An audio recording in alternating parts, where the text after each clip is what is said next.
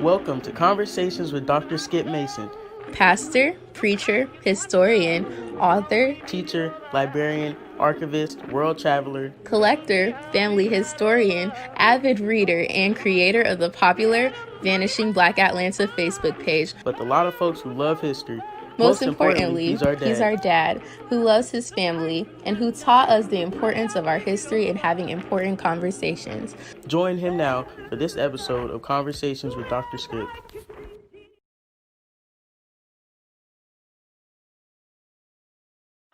Well, hello, everybody. Disregard whatever is in that section announcing this show. This was not planned today, but in some instances it was planned. I am so delighted to be with you this morning, and even more so to have one of the icons of Atlanta with me today. Someone who on a normal Saturday would be playing those songs that we grew up to and with, and helping us to do our chores as our mamas fussing and cussing at us because we're not moving fast enough. Get that trash out and get that tub clean. And while we're doing that, Young Blood is playing our music and playing our songs. And so I'm just delighted. So I want you to take a moment to hit share, host a watch party. Let the folks know that I got Young Blood on this morning.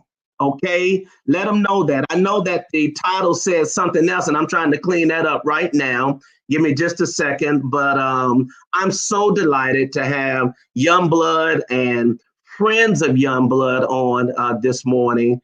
And we just wanted to talk with you. I know that there's been a whole lot going on this week. You've seen things, you've heard things, petitions, a whole 9 yards, etc.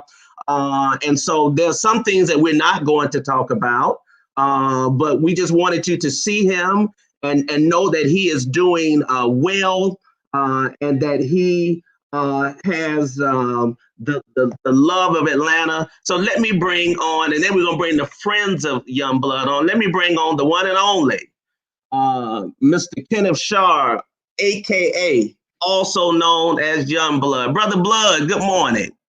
Hey man, hey Skip, how you doing? I'm doing. You're using my bill collect. Now bill collectors are gonna know. You're gonna be able to put the two together, and I'm gonna get some bills, man.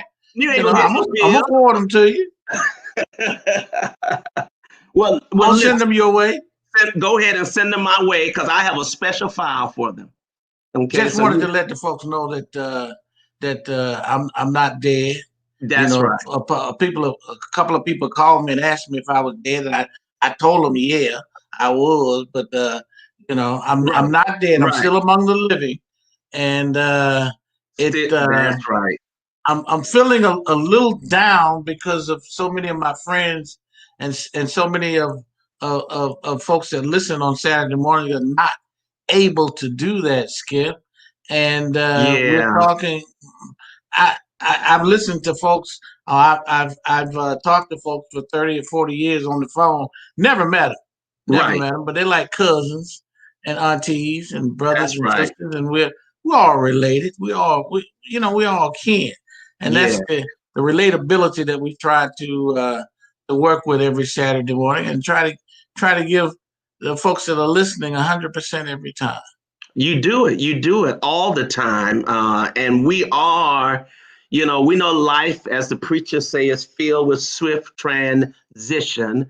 And we know that in your industry, that happens more so than often, but we are stunned, although in some instances we shouldn't be surprised given some of the challenges that we have learned about, and some of the things that we have seen. And so we're not here to bash that at all, but we just wanted people to see it. Now I need y'all to share, hit share, host a watch party, say Young Blood is on Conversations with Skip, and we're glad to have him on.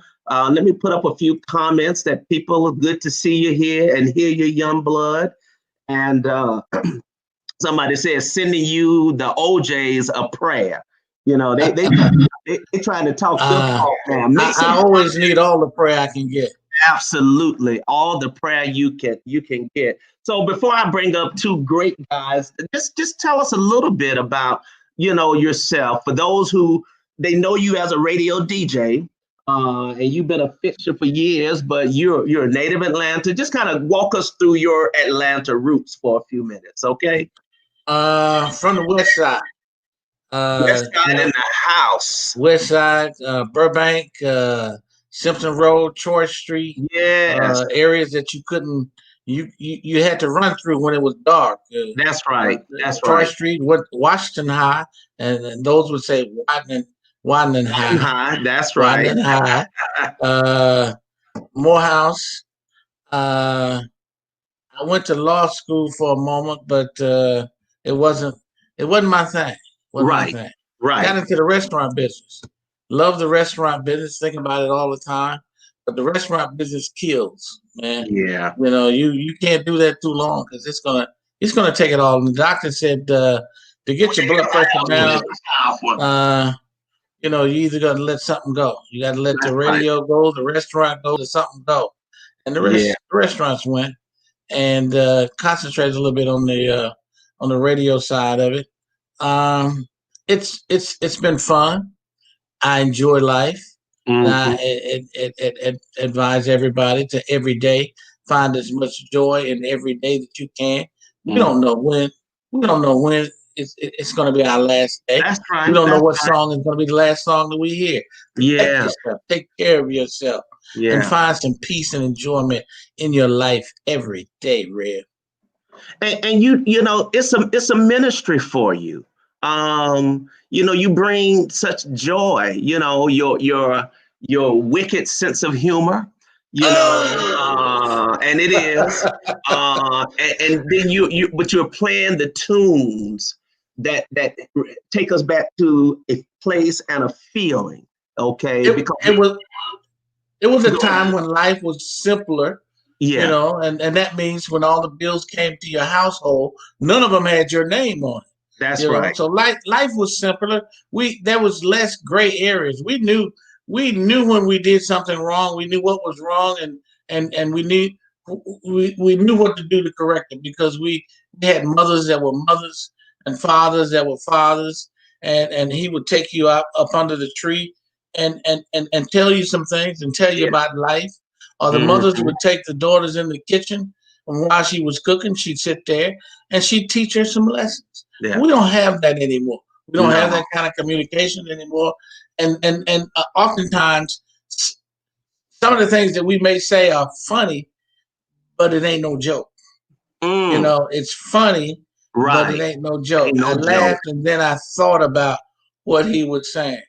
So I wish we could get back to the times of us taking care of each other, us loving our neighbors, us taking care of our neighbors. Blood, not only loving our neighbors, knowing our neighbors. Our neighbors. We don't sometimes we don't even know the names of the people who are within the vicinity.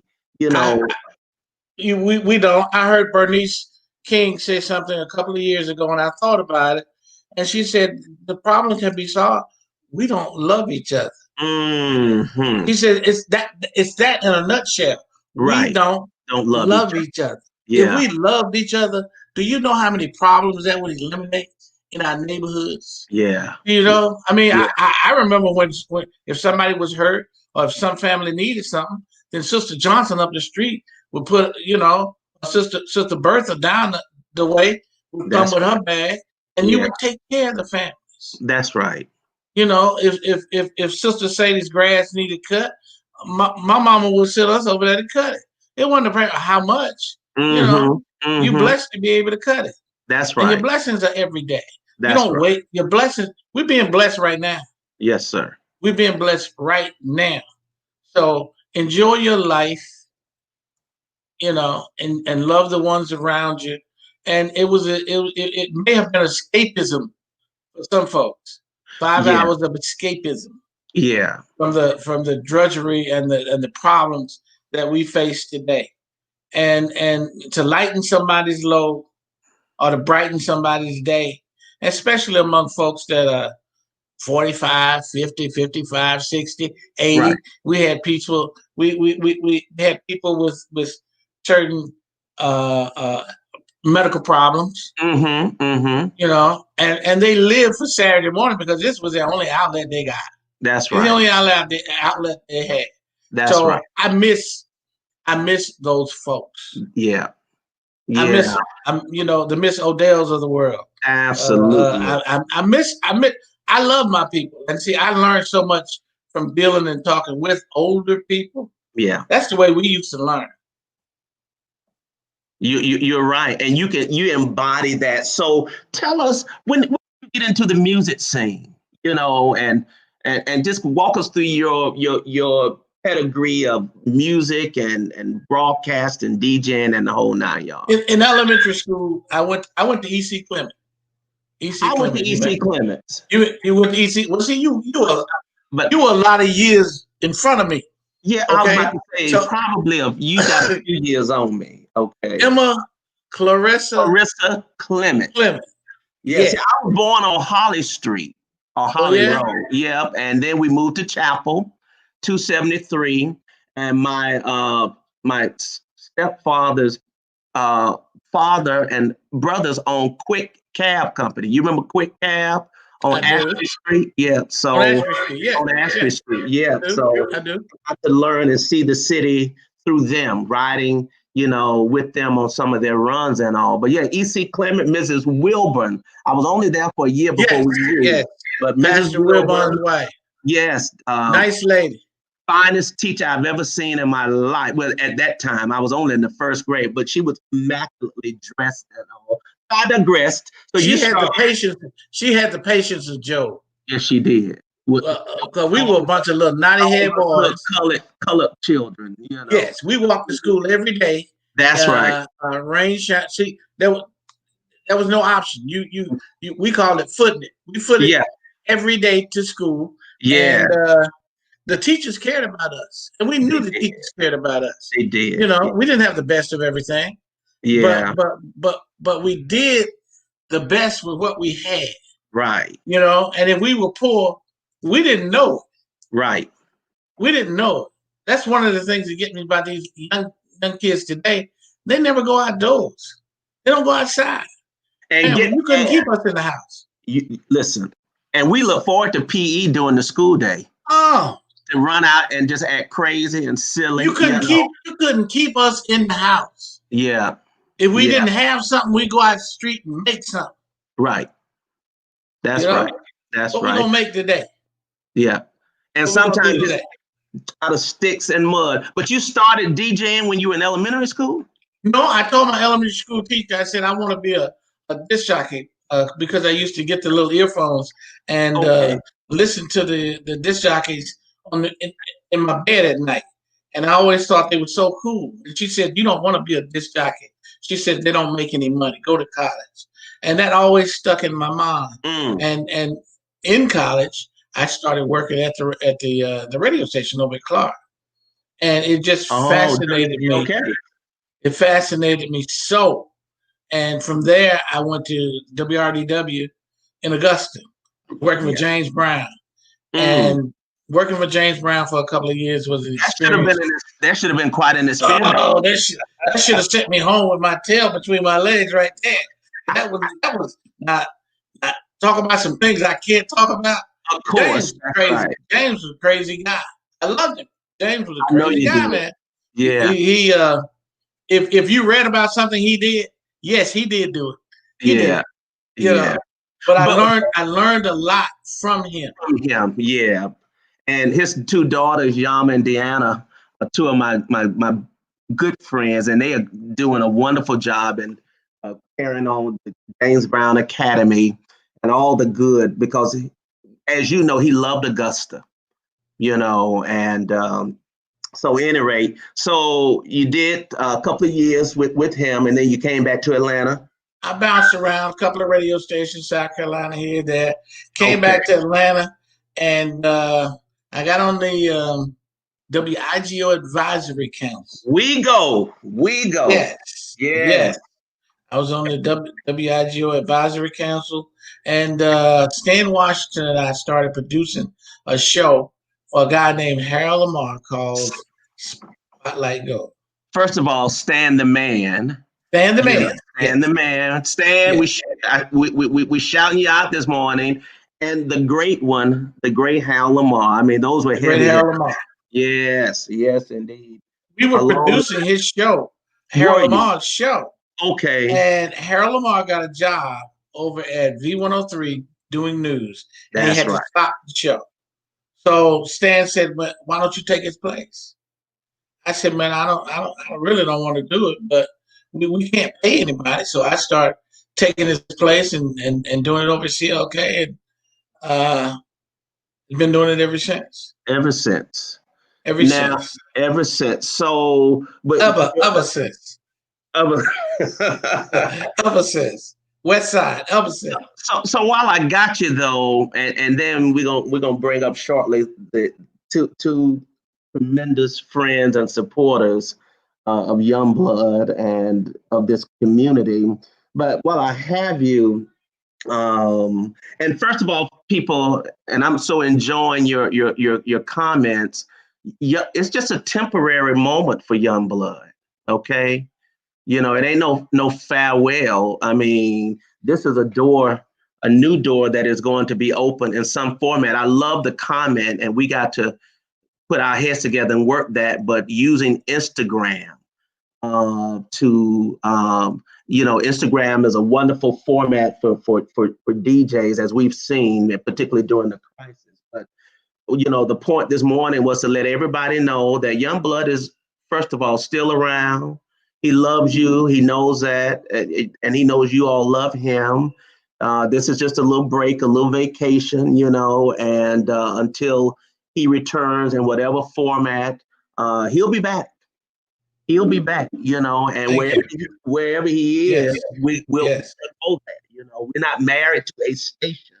He will be back, and just be on the lookout for that information and all. But I want to talk very quickly while I have you, because I tell y'all, let me tell you, and hit share and hit host a watch party. Let folks know I got Youngblood. I got a scoop. That's what they call it in journalism, a scoop.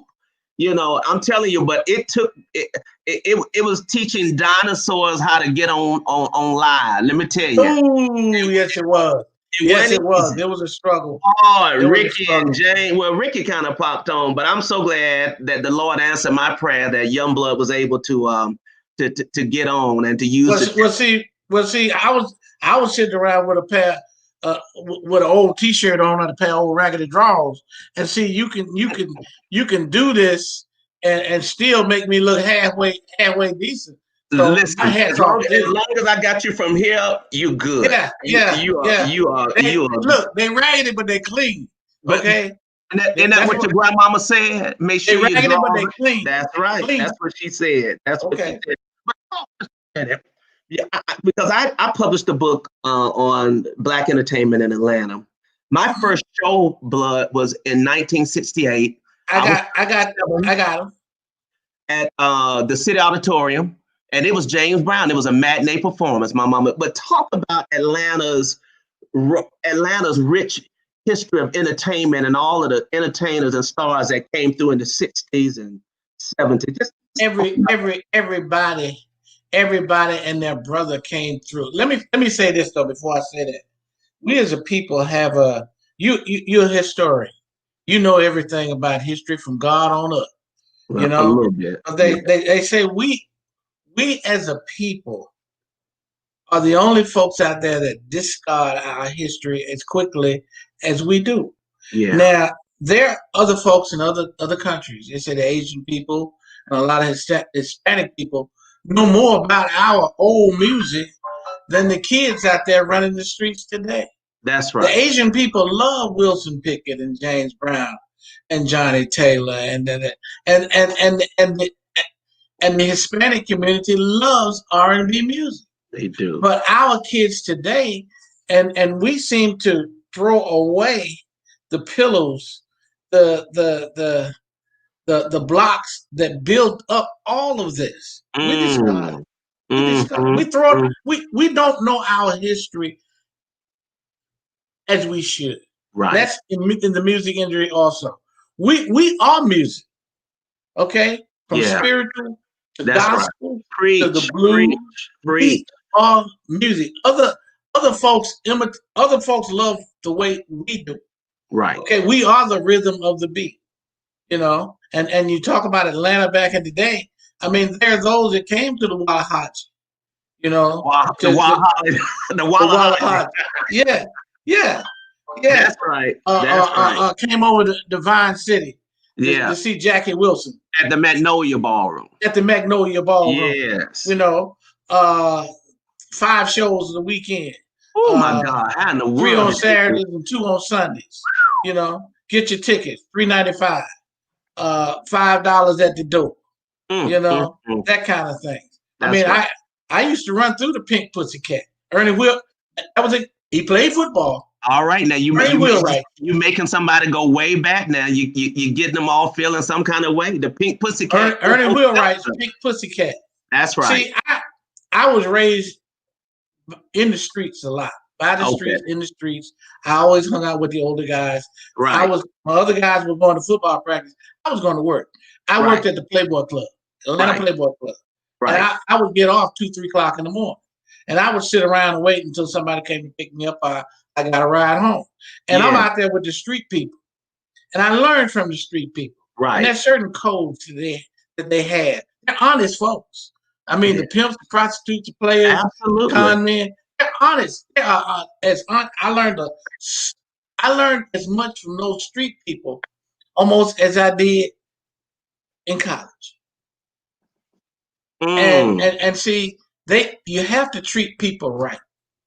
And it was almost biblical because you're going to go back again. You don't burn bridges. That's right. You try to treat people right. You love you. Right. You do have to keep your enemies close. All those things that street people teach you. And see, Atlanta used to be a big community town. Yeah. Everybody loved everybody. Everybody. And even in elementary school, the guy that you would fight with the last day of school, you guys would end up being lifelong friends. Yeah, look at Tracy Hodges being fresh this morning. She said, "I ain't trying to see Blood's raggedy yet clean draws. Stay seated." All right, I'm gonna stay seated because I don't want you to go blind in that left eye. Tracy's daddy was I think they call him Shipwreck, but he owned a hoagie shop on Auburn Avenue back in the day. That's what I love about my Facebook group. I love y'all. I do. Because all we do is we get on and we talk about Atlanta's past. We love it. We disagree. They fuss and cuss and fight over things, But at the end of the day, the glue that connects us is that we love the city of Atlanta, and especially Black Atlanta. Atlanta wouldn't be Atlanta too without some of the players. And see, back in the day, I know you don't know anything about this, but they used to have number men. All up and down Hunter Street, all up and down Simpson Road. The number man, everybody knew the number man because he had a pencil stuck behind his ear. Okay, and he would come into the places and he'd go to somebody. Well, see, a lot of these number men helped build these communities with the money that they were making. Yeah. Okay, I don't want to call a couple of names, but you know them. These number men, and one of them was part of the backbone for the Black Bank back in the day. Of course. I don't want to call his name, but his money helped build the Black Bank. It wasn't but one back in the day. So a lot of these cats, although they did and they were on the fringes of whatever, they still took care of their community. They took care of their community. They took care of their family. I know because I was that kid that learned how to drive early. So I was taking all my play aunts and uncles over to the ice house because the ice house on Bankhead is where they used to take the money. So I didn't know what they were doing, but finally hit me, Blood. I said, okay, now I'm going to the ice house, but we ain't bringing no ice back. Right. Okay. Right. But that's when He had to put that 50 cents on that box straight. And the lady that lived on that Daniel Street, she was a number collector, So I was that kid that just drove folks, because I wanted to learn how to drive her. But that's such a rich part of our history, Yeah. You would be surprised. You would be surprised the neighborhoods that are here today because of some of the street runners. Yes. Yeah, absolutely. Absolutely. Go over to Collier Heights. Hello, somebody. I ain't calling no names. As my pastor used to say, I know I'm telling the truth. We don't want to call in their names. But that is part of the rich history you talk about. I know. But when my next book come out, their names will be disguised and changed, to protect them. But Blood, I tell you, I mean, the comments are just coming in. My Lord, I can't keep up with them. Let me read one. Not hearing, I don't have my Dollar Tree readers on, so not hearing your voice on Saturday morning will not be the same. I whoop my kid's butt while you were on. I cleaned the heck out of my house while you were on. Heck, I've even had a drink while you were on. Lord, I'm lost without you. I can't tell who this particular person is, but we thank you for your comments. Praise the Lord. Those were the days. Dad was a number man from Simpson Road to Auburn Avenue. Pilgrim, call his name Shipwreck. Yes, that's right. The great Shipwreck, we miss you, young blood. Just so many wonderful comments. When and where will you be on Saturday? They're working on that. Let me say this, though, that it has become apparent in America that we also discard our older citizens. Right. The ones that we should go to for experience and knowledge, we cast them. The American way is to cast them to the side. Right. Okay. That's not the way other cultures do it. But right. The American way is to cast them to the side because you don't need them anymore. As with the virus, we have lost so much knowledge out of our communities, out of our households, that it's a shame. Mm-hmm. Not only have we lost loved ones, but we lost the knowledge of Granny 89, 99, this, whatever. The stuff that you used to get up on the guy, he's having problems with his wife. He would talk to his granddaddy up under the tree, and his granddaddy would tell him what to do. And fix his marriage or fix whatever. We used to get it from our parents, and now we don't have that knowledge, and we don't get it anymore. And it's a big loss. It's a big loss in our communities. We can't go to each other. As Bernice said, we just don't love each other anymore. We don't love each other. No, you're right. You are so right about that. So, and that's the same in business. Older Americans, they don't want you anymore. They don't want you anymore. Right. They don't want you anymore. Yeah. And our elders hold the key. They know so much about they have so much knowledge. So much knowledge. So much knowledge. Yeah, much. Yeah, I tell you. Well, so you have two friends that we're going to bring up. First of all, how did you meet them? It's a motley crew. It's the odd couples. How in the world did you meet the great James Sturgis and Ricky Steele? Gosh, I don't know how Sturgis and Bruce Sturgis and I met. He was working at the newspaper, I think, and I believe the first time I saw him, we were promoting a show. Okay. I think it was Major Lance. At the and who is Major Lance's daughter, sir? The mayor of Atlanta. The mayor of Atlanta. For those of you That's right. Maybe on the rock and did not know, Isha Lance Bottom's father. What was it? The Monkey Time. I think that was one of Monkey his Time. Monkey Time. Which you play regularly on your show, by the way. Yes. I think we were promoting him, Major Lance, at the bowling alley out at Bankhead Highway. Yeah. Before your time. You're not And talking I about the think Brother Palladium, Steele though. came.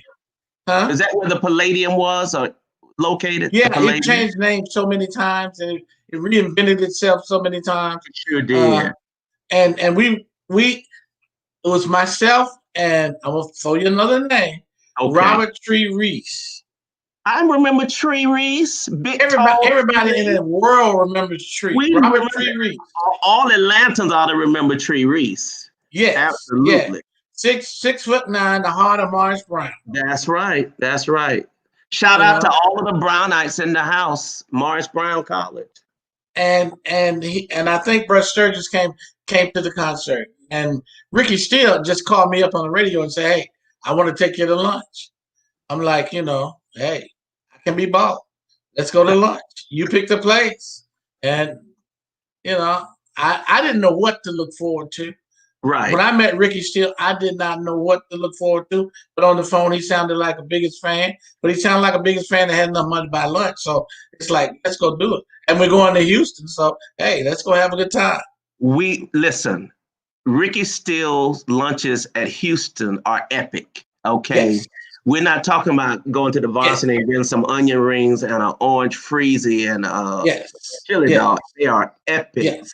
And I can't wait until COVID-19 bids us farewell so we can go back and celebrate. Well, let me bring these two gentlemen up because they have truly been tremendous driving forces behind the Friends of Youngblood, the Facebook page, and Yes, just connecting. And so I'm going to bring Ricky up, and I'm going to bring Sturgis up. Sturgis, can you hear me? I can hear you. Okay, we can't see you. I know you've been having a little technical difficulty. And all, I don't know what side of Atlanta you live on, but they're gonna have to increase the bandwidth over there. He's in the country. He's in the country. Is that what He's it in is? the country. One of them old plantations that he brought. But we're so glad to have you, Ricky and James, and tell us what it is that drew you in to Youngblood and has created this tremendous allegiance to what he brings to the Atlanta community. Ricky, we'll go with you, my good friend, my Leadership Atlanta buddy. Just tell us what it is about Youngblood that drew you to him.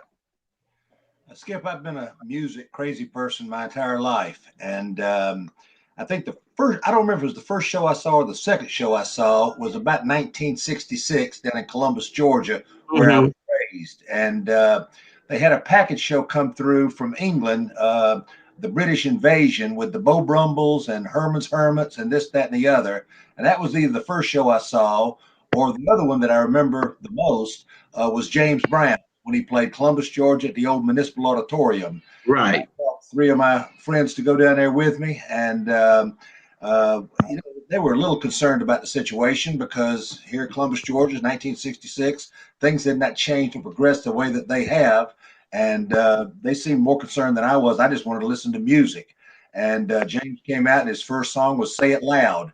And we looked at each other like maybe we had not made the right decision. But as soon as the song was over, James did a long rap about brotherhood and peace and loving on one another. And by the time we left there, we had 1,000 high fives and some hugs because music is the thing that brings people together. It is the thing that it's through every language, every race, every creed, every color, and every financial background. Music, it holds the universe together, which is why we love our churches and the hymns that come out of them so much. But anyway, that started me on a career path of I've seen every show there was. I saw Isaac Hayes' Shaft tour in Auburn. I saw Michael Jackson's Man in the Mirror and Prince's Purple Rain. So I've been following music. I moved to Atlanta in 1978 or 79 from Columbus, where I grew up. Even though I was born in Atlanta, I was actually born at the same hospital, Crawford Long, that James Brown actually died in. In 2006.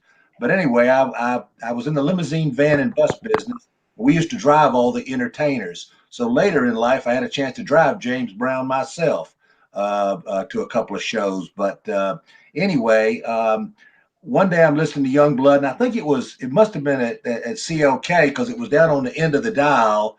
And at some point he moved to another station also down on the the lower end of the dial. And I just started listening to him, and I thought, there's the greatest music I've ever heard, and a guy that gets it, an old-time classic DJ who is not really a DJ. He's a community servant. He's making everybody feel good about life. So one day I told my wife, I like to gamble a little bit. I've been to Las Vegas more than once, but I also play the lottery from time to time. Not a whole bunch, but anyway, I told my wife one day, I said, I'm going to play the lottery. And I said, if I ever win that thing, I'm going to call this guy named Youngblood, and I'm going to send him $1 million and just tell him how much I appreciate him and love his music and him as a person. And she said, well, you really don't play the lottery that much, and you ain't going to never win. So why don't you just call him up, take him to lunch? You can afford that. And I said, well, hell, that's a good idea. I guess we'll go ahead and go to lunch together. Yeah. Called him up just like that. I said, I'm not a stalker. I'm not crazy. I'm just a big fan. Would you have lunch with me? And that started it off. And we've had 20 lunches, 30 lunches since then. And a couple of years ago, Brother James Sturgis was kind enough, after we were having lunch together as well, to let me be part of the crew on Saturday. James is the captain of the ship. He takes us out of the harbor, and I kind of fill in and say a few things about the songs and try to put in a faith break every Saturday morning. And maybe from time to time. The good book tells us that a happy heart, will heal you. That's right. That's right. A merry heart does good like a medicine, is Proverbs. And so we just try to throw a little humor in there. So since then, I'm just kind of an assistant. And then when all this stuff kind of came up with Cox several years ago, we got involved and let folks know that we just weren't really all that happy with Youngblood being off the radio. Right. They pulled it back together after 3 or 4 months worth of discussions, and we hoped that was over with, because in reality, Youngblood is not a DJ.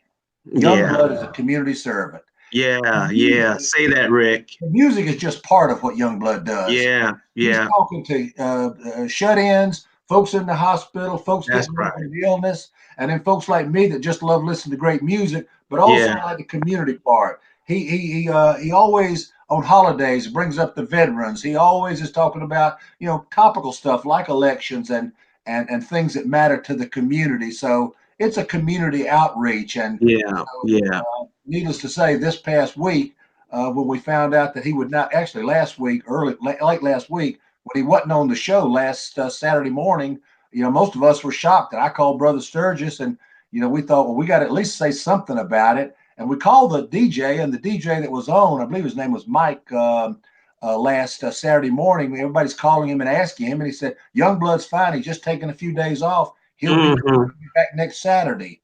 Well, we found out that wasn't the case, because today is that Saturday, and Youngblood is not on the air. So we started, signing up some petitions, and one of our fans, Ann Joyland, created a petition. And just a day ago, last night it had 300. Now it's over 500 folks are saying, bring back blood.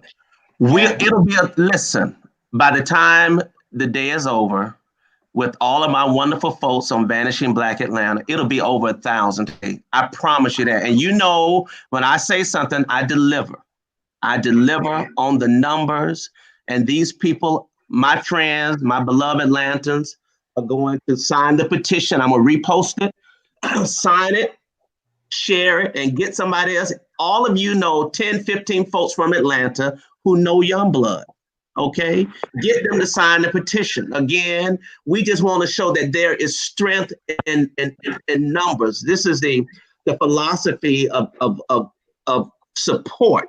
Okay, whatever Cox does, but we want to let them know that those of us who love the show and love Youngblood, that we need some answers. In the interim, while he is moving to wherever God has him to be, there is strength in numbers, and advertising is about numbers. Okay. Bottom line, it is about the numbers. And we get 1,000, 2,000 people to sign or more of that petition. We just want to let them know we support Youngblood, and we stand with them. And I know, folks, the petition is already on the page. People asking, where's the petition? I will repost the petition as soon as we finish. But please, ma'am, please, sir, go and sign that petition, if you will. Let me bring Sturgis up. You can't see him. He's a beautiful chocolate black person. That's what you see on the screen right now. Dark as a star at midnight. I think that's from one of the great poems. But Sturgis, tell us about your relationship with Brother Youngblood. Well, I actually met Blood in the early 70s after Harold Lamar left CLK. I used to go down to CLK and listen and talk, and I just happened to like good music, and Blood played the blast. Right. Then after that, I don't know, we just somehow meshed. He went over to the Omni. It used to be the Omni when that station used to be in the Omni. Yeah. It used to go over there on Saturdays. And somehow we just kept right on clicking. I do want to say this Facebook page that we have now, this is the second page. Okay. The first one we had was doing quite well, and an unsung hero, Charmaine Silks, put that page together for us. Wonderful. She made me the administrator of it, and it was going well. One Saturday morning, I went on there and I was locked out. Oh no. I had no idea what happened. An hour later, I contacted Ms. Silks, and she was locked out. Uh-oh. So we couldn't do anything. So she said, well, I'm going to do another page. I think the title we had was the wrong title. Okay. And she titled it Friends and Fans of Youngblood. This way, people would know it's not Youngblood doing this page, but these are fans and friends. Sure. Now, what happened, and I can't remember how many people we had, but I said to her, we've lost all of our following. She looked at me, well, not looked at me, but she just said, you'll get them back. You got those, you'll get them back. Everything else speaks for itself. Mm-hmm. Here we are. I can't tell you why or how we got locked out. I have my ideas, but I won't go there. Right. Well, then the rest is history. You know. Absolutely. I tell you. Well, we are so appreciative of the two of you for your tremendous support of this Atlanta treasure and an icon, and he is all of that as well, you know. And a lot of people, I was trying to pull it up, the post, but one sister, she posted a meme of her with tears flowing, and she said, I'm crying because Youngblood is not on this more. I thought that thing was the funniest thing. I was trying to pull it up so I can show it to you, but you know, it's we those of us who have been faithful listeners, you know, it's almost like a withdrawal this morning on a Saturday, because that's what we've been used to listening to. You know, that we work hard during the week, and we're on the internet, and we're on our phones, and we're doing this, that, and the other. But on Saturday mornings, you know, we get to go back, and you can go and find this music anywhere, but you can't find it with Youngblood. You know, spinning and commentary and talking, and it's, you know, yes, James. You know, for years. You know, I've told Blood for years, nobody can do his show. Right. People can play music, but Blood's show is about more than just music. Yeah. Still find out. You know, it's when I say funny, but it's not a joke. Oftentimes I don't want you to agree or disagree. Right. I want you to think. I want us to think. Just think. Think about how we treating each other. Yeah. You know, think about how some of us think we're nailed down and we're gonna live forever. Yeah. Well, you're not. Yeah. You're not gonna live forever. Yeah. And we try to even put a little spiritual tone to it, or a spiritual flavor to it. We have so many people, so many of our aunts and uncles and brothers and sisters, and nowadays you don't have to be old, but leaving here, and we're living in some difficult times. We're living in some difficult, complicated times. We're dealing with questions that we've never been asked. We're dealing with things that we've never seen in our time before, and we need help. Yeah. Okay. So if we can if we can lighten your load just a little bit, brighten your day just a little bit, help you to try to figure out some of your concerns just a little bit, then we've served the purpose. Yeah. We've served the purpose, and everybody feels good about it. You know, I'm not telling you how to live or what to do, but I just want you to think. Yeah. Think. If we loved it, if how many of our concerns would evaporate if we just loved each other? Unconditionally. If we just unconditionally. Absolutely. I don't want to take away your sermon from Sunday, Rev. You ain't taking away from it. You adding to it, and I'll quote you tomorrow. You know, when I say unconditionally, we mean not looking for anything in return. Right. Not looking for anything. I'm going to take. Sister Johnson said she needed some bread, so I'm gonna take Sister Johnson a couple of loaves of bread, and I'm not looking for 3 loaves to come back. That's right. You know, and right. I hear, as you do, I hear all kinds of stories, all kinds of stuff. You won't believe how wicked we can be to each other. I mean, and these are relatives. We can be to each other. You know, a sister had fallen out in the floor. She had fallen out in the floor. Called her sister to give her some assistance and see if she could come rush over and pick her up off the floor. And she said, "I'm getting ready. This is my date night.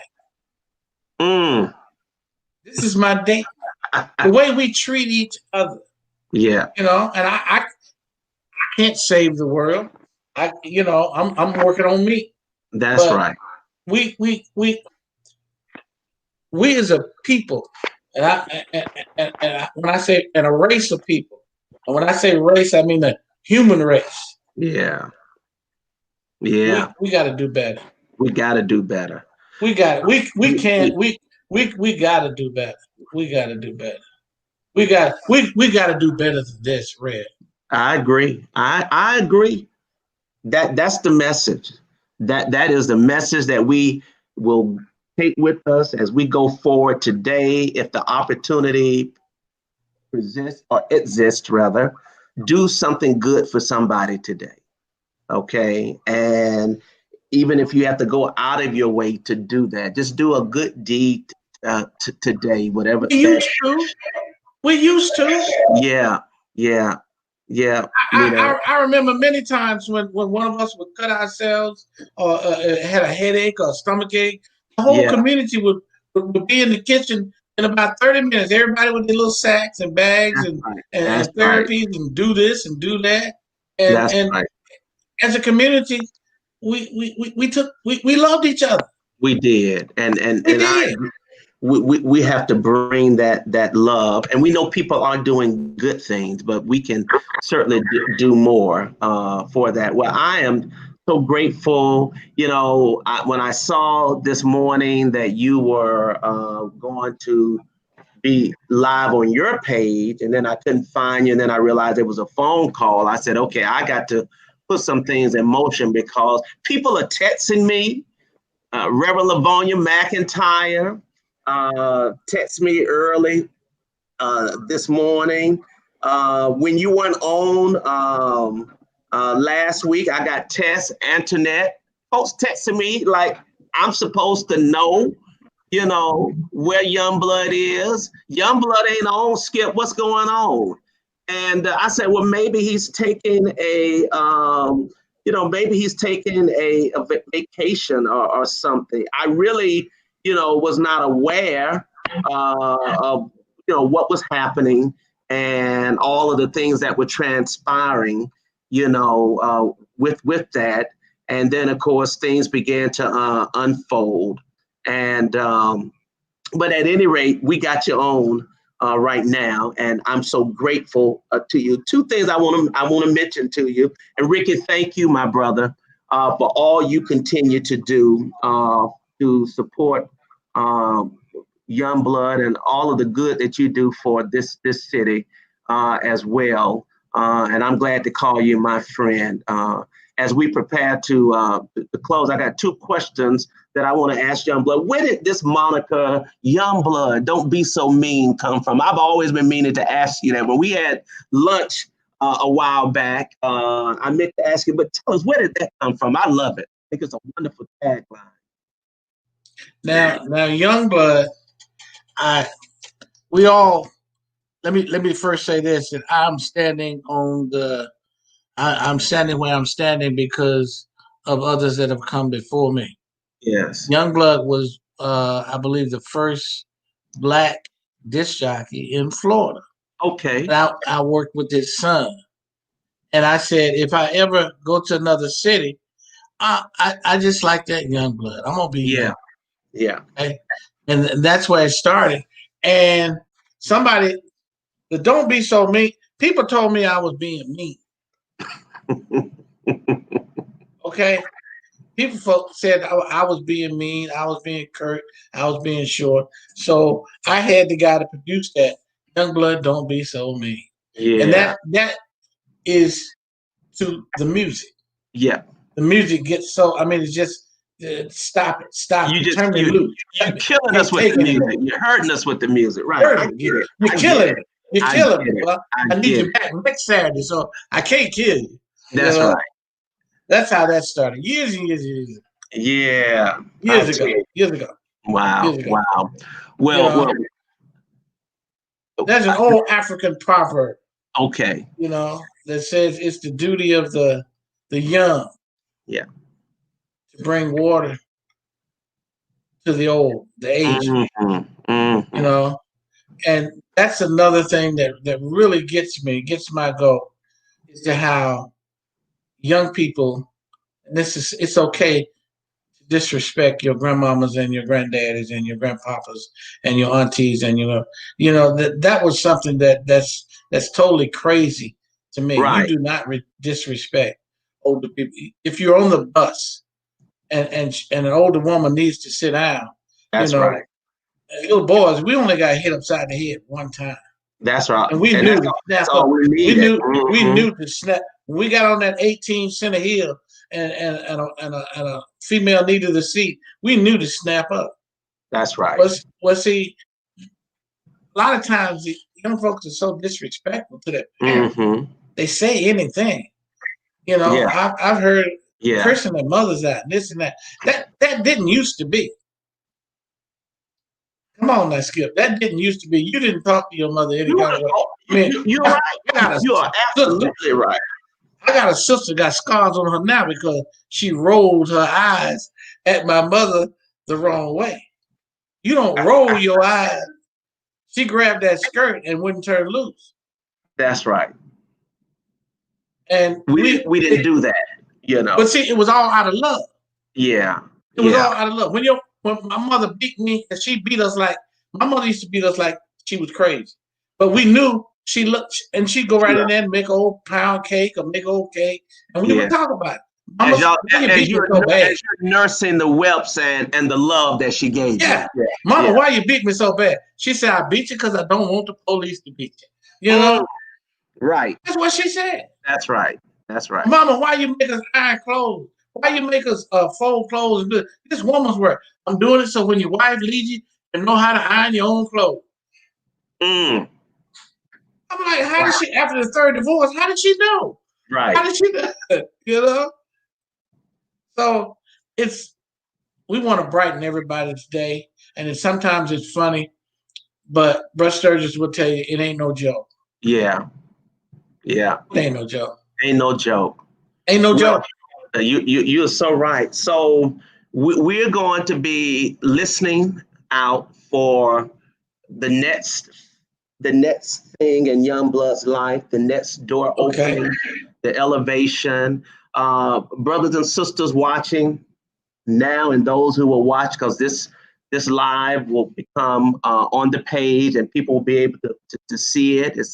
And it'll be forwarded to the friends and fans of Youngblood page. I need for you, if you have not joined that page, to just put it in your search engine and join the friends and fans of Youngblood. We want to continue to bring the numbers up, because what it shows to those who are crunching numbers, that he has tremendous support, not just our anecdotes and our love and emotion, but we got the numbers as well. And so I need for you to do that. I'm going to repost the petition many times on the page. So find it and sign the petition as well. And Rick and James, bring y'all back up. And thank you again. Any final brief words from you, Rick or James? Youngblood's gonna get the final word. Go ahead, James. You're the captain of the ship. I'll go after you.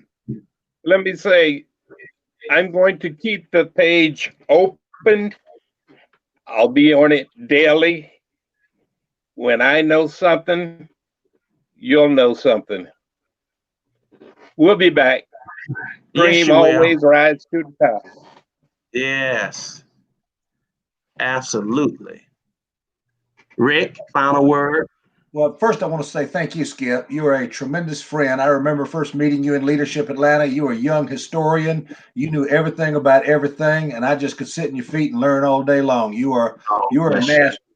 Your page, Vanishing History, is just amazing, and I learn something every time I visit there. And I hope everybody continues to support you in that effort, in your books and your ministry, of course, of being a pastor. Thank you so much. Downtown Atlanta. But anyway, I do say on the friends and fans of Youngblood, every time you mention it, we shoot up. We got 2,500 folks now that are part of the family. I would say there's not a DJ at Cox at any of their stations that has that many folks, and a lot of those folks are there because of you, so thank you.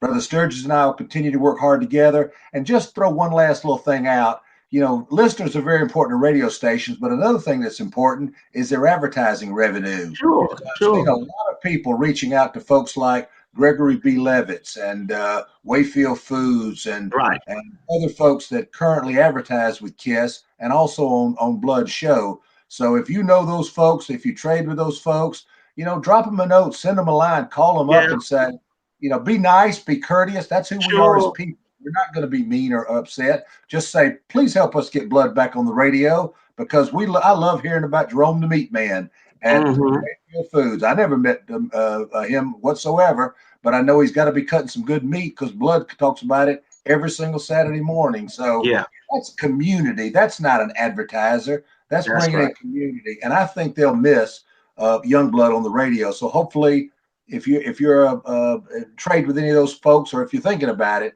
reach out to them and encourage them as well. And once again, Skip, God bless you, and I appreciate all the things you do for our community. Oh, bless you, Rick. Thank you so much. And Blood does that in the spirit of the great Esmond Patterson. Esmond Patterson could sell anything. If he told you to run down to A&P, you know, Blood does that in the spirit of James Patrick, aka Alley Pat. You know, and he's a part of that. My good friend and buddy Derek Bozeman reminds me of collective of those who has the influence, you know, to direct. And Youngblood is in that same category. You know, he tells us and we believe it, you know, and we do it. So Rick and James, thanks again. And we'll be in touch this week.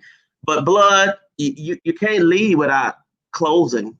And I'm not talking about just saying bye. I'm talking about closing the way you close on your show. So you have your final words, and then you close us right on out of here. The way I'm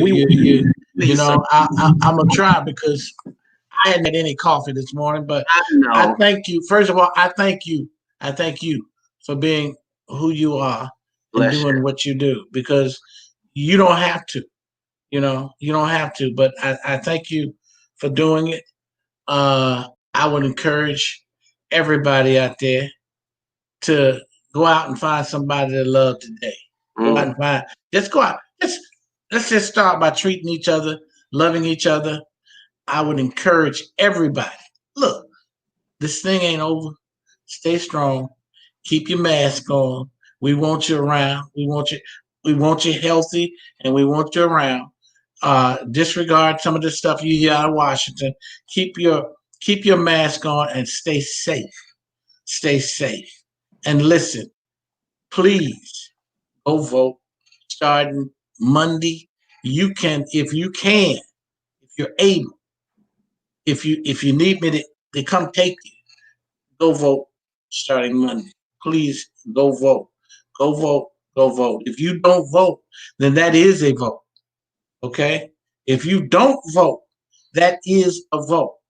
And I don't want anybody talking to me that's able and has the ability and the requirements to vote and chooses not to. That's not a choice.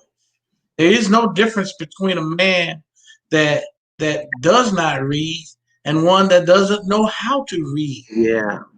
Okay? So we want you, if you're able, there are going to be facilitators out there to take you to the polls if you have to. At last, vote by mail if you have to. But if not, vote in person. We got weeks to go vote. Let's go vote. Okay? It's all been a plum pleasing pleasure. You can back that one up and call it a double measure. About as sweet as a triple double peanut butter and jelly sandwich. I would say we'll catch you next week, but until next time, ciao. The great one, Young Blood. Conversation with Skip. My brothers and sisters, thank you so much for tuning in. Stay tuned and stay posted. More to come from the great Young Blood. I see questions you're asking. I'll get that information for you, and we'll let you know how to pour into Young Blood. There are some who want to pour into you because you have poured into them. I'll get that information for you, and we will post it. Continue to love one another. God loves you. I love you. Remember, Black lives do matter. Get ready to vote. Flood those polls. I think many of them are opening on Monday. We got to do what we got to do.